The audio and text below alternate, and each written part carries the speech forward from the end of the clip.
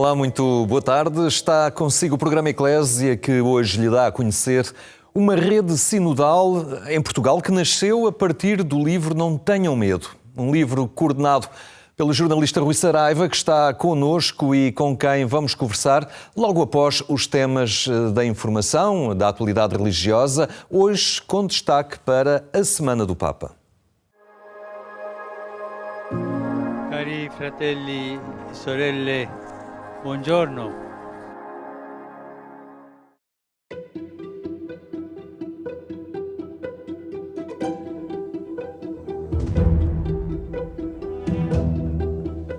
O drama da guerra continua a atormentar a humanidade, uma ferida sem justificação nos dias que correm, como sublinha o Papa Francisco.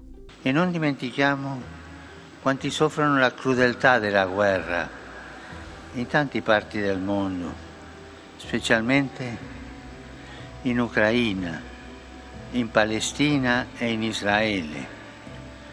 All'inizio dell'anno ci siamo scambiati auguri di pace, ma le armi hanno continuato ad uccidere e distruggere.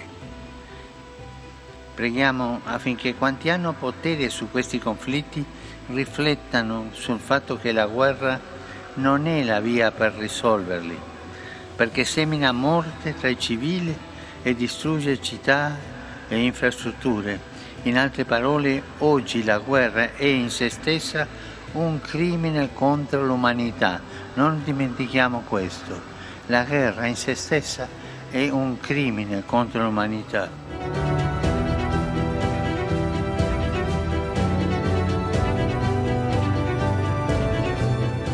A escalada de violência no Médio Oriente, com novas fronteiras no conflito em curso, é uma preocupação para todos.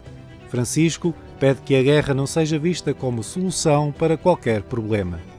Esprimo la mia vicinanza e solidarietà alle vittime, tutte civili, dell'attacco missilistico che ha colpito una zona urbana di Erbil, capitale della regione autonoma del Kurdistan iracheno. Le buone relazioni tra vicini non si costruiscono con simili azioni, ma con il dialogo e la collaborazione. A tutti chiedo di evitare ogni passo che aumenti la tensione in Medio Oriente e negli altri scenari di guerra.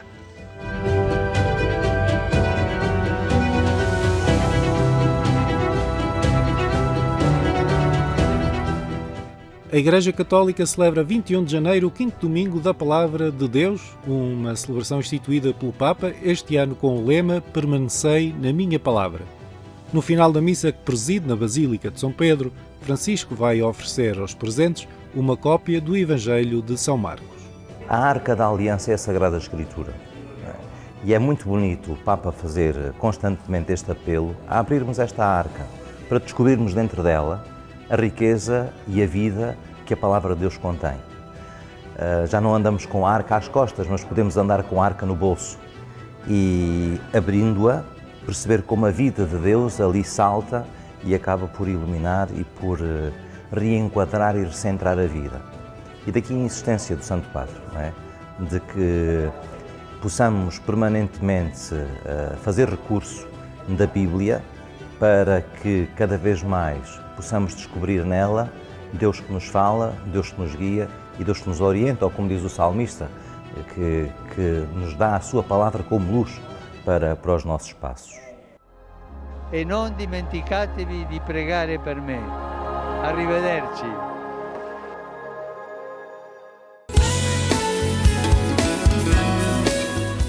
Envelhecer num ambiente solidário de partilha e confiança é o que promove a Cooperativa de Solidariedade Social, os Amigos de Sempre. É uma estrutura residencial para pessoas idosas que nasceu do entusiasmo de um grupo de amigos que integrava a Juventude Operária Católica. E pensaram um dia, se em jovens podemos trabalhar juntos, procurar ajudar a transformação da sociedade e o bem comum, tratando do humanismo, dos valores, dos princípios que aí aprendemos, por que não agora quando estamos a caminhar para a nossa velhice. E o que é que podemos fazer juntos também? A nossa parte, porque se cada um de nós fizer a sua parte, naturalmente a sociedade, que é um conjunto, toda ela ficará melhor. O grupo contactou municípios e, com a resposta favorável de Loures, fixou-se em São João da Talha, iniciando aí a cooperativa de solidariedade social Os Amigos de Sempre. Hoje acolhe 50 residentes num ambiente que quer é marcado pelos valores da solidariedade, partilha, respeito e da confiança. E nós queremos, desde que nascemos até que morremos, com a mesma dignidade, com a mesma participação ativa, porque eles fazem coisas extraordinárias.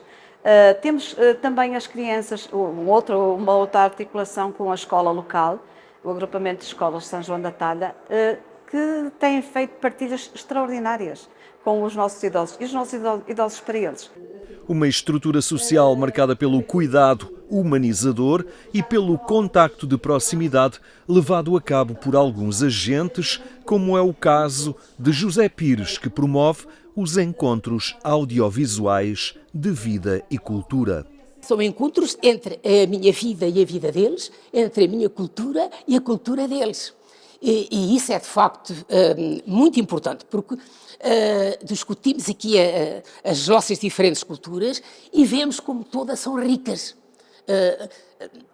E isto eu, como psicólogo, tenho em mente sempre isto.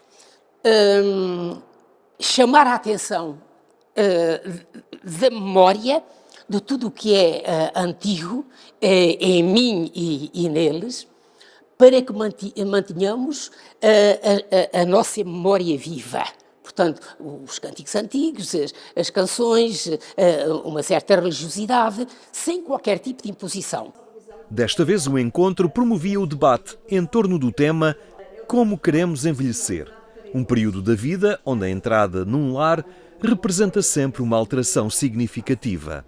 Não tem que ser uma fatalidade. A maneira como todo o processo é realizado e a própria atitude de acolhimento e de integração das pessoas num novo espaço e num novo tempo, a meu ver, poderá fazer toda a diferença para que as pessoas não se sintam desconectadas, desligadas da sua vida, do seu território físico e mental.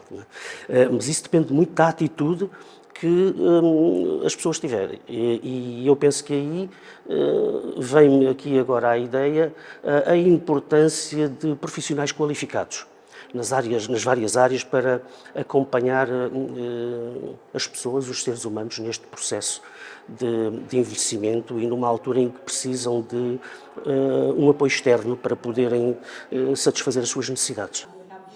Entretanto, os Amigos de Sempre preparam outras respostas sociais, como o novo projeto de transporte personalizado para idosos. O Diagnóstico Social 2019 da Câmara de Loures diagnosticou quase 7.000 pessoas a viverem isoladamente e com dificuldades várias, e então procuramos, com este projeto do BPI La Caixa, Fundação La Caixa, com o qual fomos agraciados, responder a essa necessidade.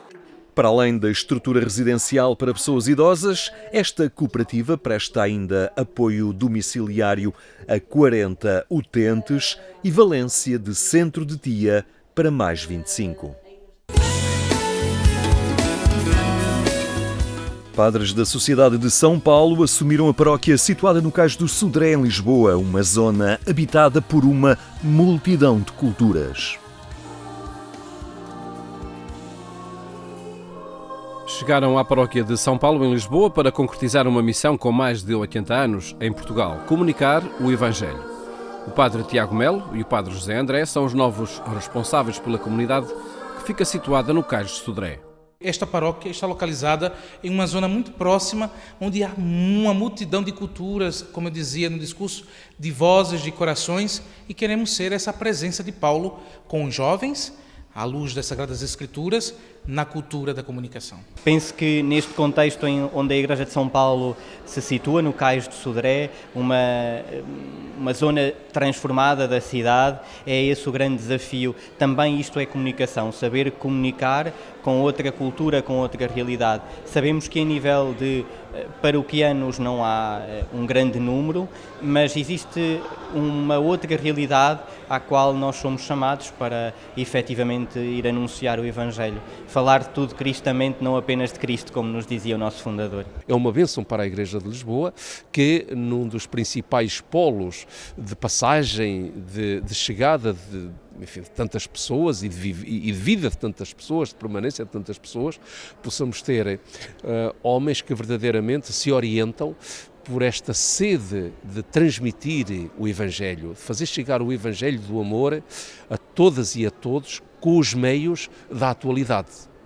Na celebração de tomada de posse, o moderador da paróquia de São Paulo, o padre Tiago Melo, recebeu das mãos do patriarca o Evangelho que anuncia neste contexto.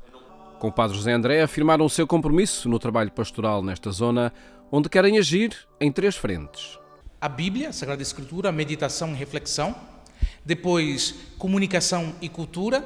Ser a paróquia um centro de reflexão e de proliferação do estudo e da consciência da comunicação para a igreja. Contribuir a chamar os jovens para pensar a comunicação e contribuir com a comunicação na igreja em Portugal. E o terceiro aspecto, e não menos importante, é a juventude. Querer formar aqui um grupo onde possa trabalhar, ser um espaço para rezar, para estudar, para estar conosco e viver essa experiência neste Areópago. Um local para estar presente junto de quem aqui passa e de quem aqui reside. Isto é uma zona muito frequentada pelos jovens, portanto, entre os jovens, entre a população que aqui reside, porque efetivamente ainda há aqui gente a residir e também é essa, vamos querer ser fermento, mas também para uma população que se orgulha das suas tradições. O padre Tiago, no agradecimento, falava na Marcha da Bica, isto é uma zona cheia de tradições com as quais nós queremos dialogar e com as quais queremos ser fermento, não é? É uma paróquia não mais geográfica, é uma paróquia carismática, ou seja, são aqueles que vêm até nós, se aproximam a nós para podermos fazer comunidade. Ponto de encontro e de passagem, o Cais do Sodré pode também ser agora um local de leitura e reflexão sobre a Bíblia, de desenvolvimento de projetos de comunicação e de diálogo entre os jovens. O local de encontro é na Igreja de São Paulo.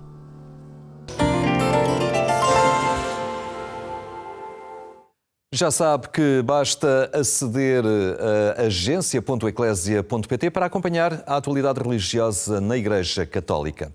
Esse é também o objetivo da página redesinodal.pt, que queremos conhecer melhor com o jornalista Rui Saraiva, que está hoje connosco. Boa tarde, Rui. Obrigado por esta visita ao programa Eclésia. Que rede é esta? Rede Sinodal. Sei que é um site na internet onde poderemos encontrar muita informação sobre esta caminhada sinodal que está a acontecer na Igreja. Exatamente. E é precisamente a partir das necessidades de informação, eu como jornalista, e creio que também vós como jornalistas, começaram a ter, desde que começou esta caminhada sinodal em 2021, outubro de 2021, a pouco e pouco fomos tendo necessidades de informação. Claro que esta rede e todo este projeto nasce sobretudo do entusiasmo com que eu próprio e muitos de nós fomos acolhendo a oportunidade de fazer este caminho sinodal nesta altura, neste tempo histórico da Igreja. E é por aí que, efetivamente, foi nascendo esta necessidade. Há um impulso também para tudo isto, que foi um livro Não Tenham Medo, que coordenaste, não é? Que tem muito testemunhal, não é? A propósito desse, de alguma forma, podemos dizer, desassombro ou coragem experimentada naqueles dias da Jornada Mundial da Juventude. Não tenham medo, foi a frase do Papa, que aliás já tinha sido de João Paulo II, também de Bento XVI, mas não temos medo, é o mesmo título do livro, Reflexões sobre a Jornada Mundial da Juventude, Lisboa 2023 e o caminho sinodal. E foi esse o desafio que foi colocado aos participantes, incluindo o meu texto, são 20 textos, O prefácio é do Dr. Paulo Portas, o pós-fácio é do Padre Paulo Torroso, que é da Comissão de Comunicação da Secretaria-Geral do Sínodo no Vaticano, e depois há uma série de outros autores, muitos jornalistas também,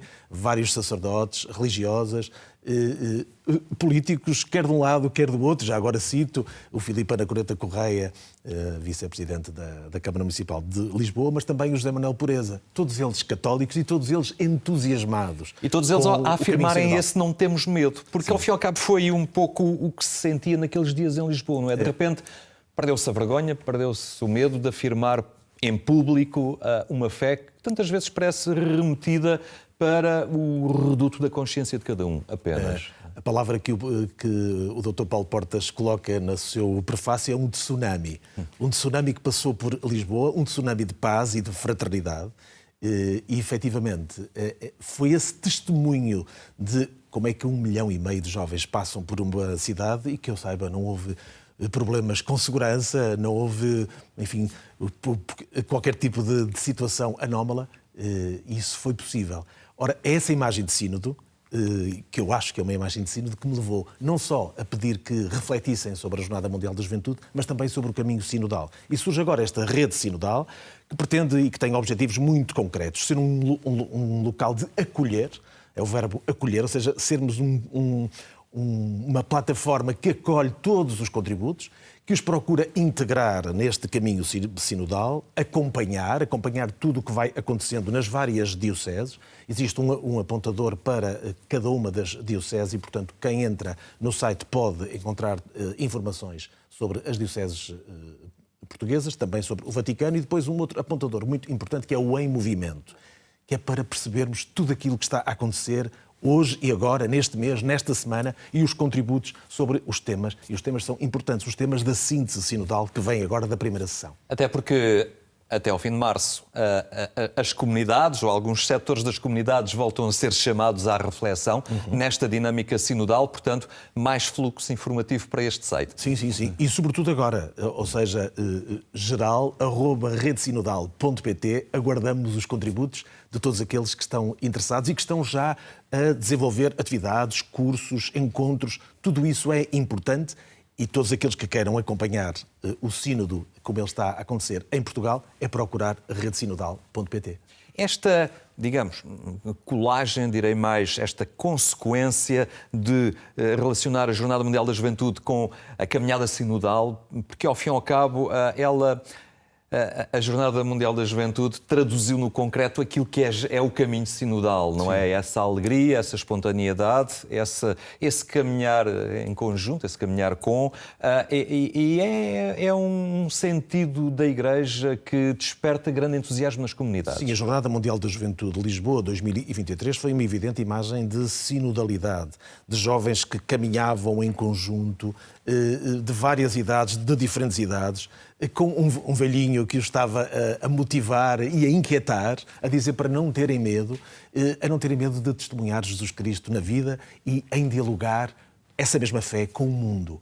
É esse o desafio do caminho sinodal que estamos a percorrer, que teve, desde logo, um trabalho de base, portanto, nunca tinha acontecido isto, o envolver as comunidades desde o início, de cada paróquia, de cada grupo que teve essa primeira fase, a fase diocesana, depois, mais tarde, a fase continental, também ela de grande novidade, e agora a primeira sessão no Vaticano. As pessoas que lá estiveram foram algumas centenas, mas todas elas com representatividade em relação às bases, muitas mulheres. As mulheres vão passar a votar também, e já votaram nesta primeira sessão, e em outubro de 2024, portanto daqui a alguns meses, efetivamente vamos ter a segunda sessão.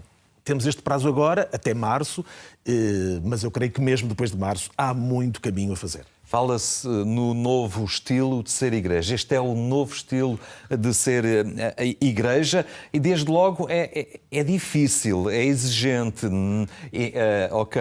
ou seja, requer o meu contributo. Não é uma igreja onde eu vou consumir qualquer coisa e vou para a minha casa. É algo que envolve. Um dos autores do nosso livro, não está lá no livro, no seu testemunho, mas é um dos autores do nosso livro, que é o padre Sérgio Leal, que é especialista em sinodalidade e já foi convidado aqui também também na Eclésia, e que conta esta pequena história que lhe aconteceu na sua própria paróquia, quando um senhor disse, a certa altura, que, bem, eu queria dizer uma coisa, eu vim sempre à igreja para ouvir e nunca ninguém me perguntou a minha opinião. É a primeira vez que me pedem a minha opinião. Eu creio que isso deve ter acontecido a muitas pessoas, a esses milhões de pessoas que estão em caminho com o sínodo. Eu creio que aprender esta, não digo nova forma de ser igreja, porque a igreja é sempre nova, mas é um novo estilo. Este novo estilo e este novo método de trabalho que vai ter consequências, forçosamente. Inclusive, foi uma via que levou também à aproximação, à reaproximação da Igreja por parte de alguns que estavam um pouco na margem, um pouco, não direi na indiferença, mas num certo descontentamento, e que se reviram numa igreja que conta com todos e onde cada um é escutado. Não é? E que se sentiram escutados. É um dos temas desta síntese sinodal, são 20 temas, alguns deles, digamos que, mais relevantes para a nossa realidade portuguesa, e eu creio que esse é um deles. Sermos a igreja da escuta, de escutarmos sobretudo os marginalizados, as vítimas, e sobretudo as vítimas de abusos, de todos os problemas que são evidentes e que estão devidamente indicados neste percurso, mas que as pessoas sentem-se escutadas, e isso é fundamental. Esse é o primeiro ponto, e é o acolhimento. Quando eu dizia que esta plataforma é digital e, portanto, não há a presença, não é presencial, as pessoas, mas sintam-se acolhidas. Se forem ao site, vão se sentir acolhidas e, sobretudo, vão encontrar outras experiências, seja noutras dioceses. É uma boa ocasião para partilha de boas práticas sem também. Dúvida, não é? sem dúvida, e de acolherem aquilo que os outros estão a fazer e, se calhar, de depois fazerem o mesmo na sua comunidade, no seu movimento, na sua diocese, na sua paróquia.